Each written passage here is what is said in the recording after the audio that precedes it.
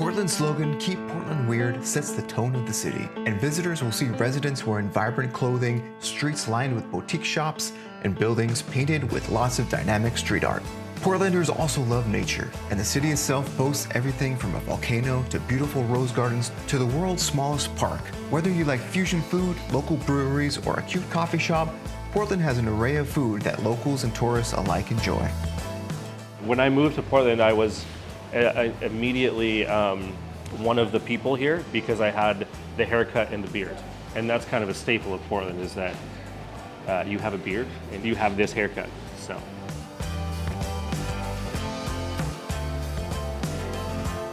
As I was growing up, I helped my dad and my mom run coffee carts in multiple barter fair situations, and that turned into my mom opening a restaurant where she cooked natural organic food for catering situations like yoga retreats or meditation retreats or something. I grew up in a small area called Mount Shasta.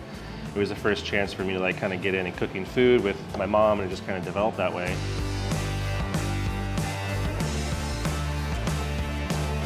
I don't remember the name of the restaurant, but there was a big kind of get-together of all these different restaurants that were donating food at the time across the river here, and we were just dropping them off, and there was just tables of food. And I was in the process of slowly shutting down the restaurant for the COVID pandemic, and it was the last week we were here, and we ended up taking a lot of the food that we still had. We were trying to survive off doing to-go food only. So my sous chef and I whipped up some last few batches of stuff that we typically do, like our shredded chicken and our carnitas, and we just had our whole kitchen, all of our tables and cutting boards lined up with burritos. And that's something I'll remember forever, because we had done all these burritos to donate to people who couldn't leave their homes.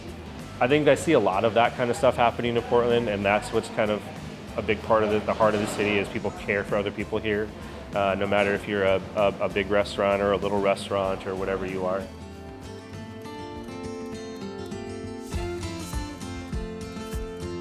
I've lived here for a while.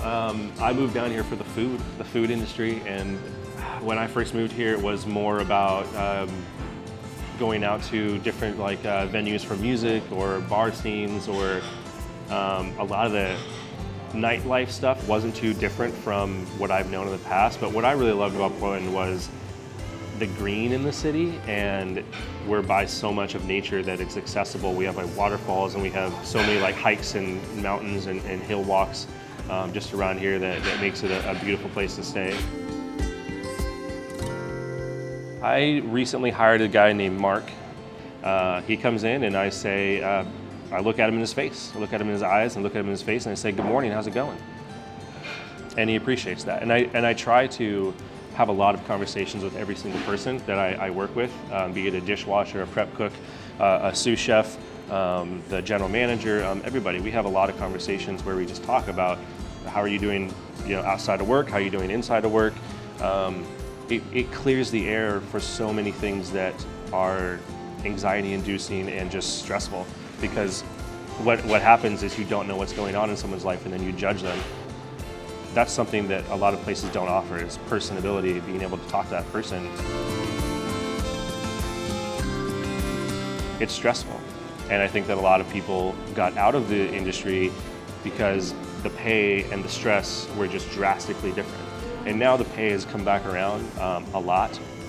I don't even know what the assumptions always are, but it's hard work to do what we do, and not just for us in the Matador, but for everybody in kitchens. It's hard work to make from scratch food every day, and at the same standards, the same quality, and then have that expectation upheld through my managers, but not only that, but through my guests.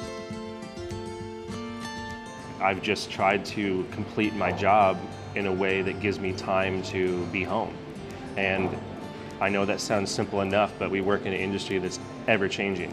If you can imagine a guy sitting on a chair and there's a fire around him, that's how you feel a lot of the time. And people always ask you, "How you doing?" And you're like, "Well, I'm just trying to, control this fire that's going on around me all the time."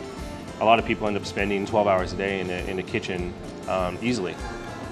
And I know a lot of people that work in the industry say that the people in the kitchen, the crew, and everyone is their family, it's their second family.